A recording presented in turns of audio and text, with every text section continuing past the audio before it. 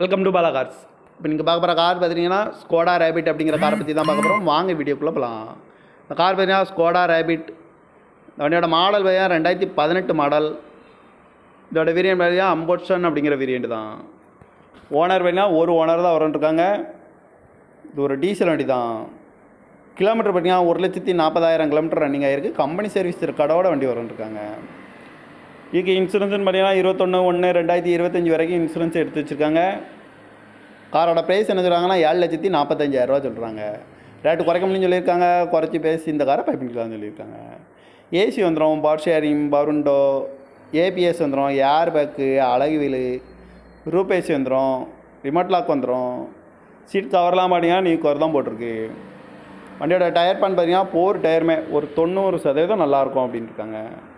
Car பார்க்கணும் இடங்கன்னு பார்த்தீங்கன்னா Darshan cars Erode அப்படிங்கிற இடத்துல தான் அந்த கார் பார்க்க முடியும்.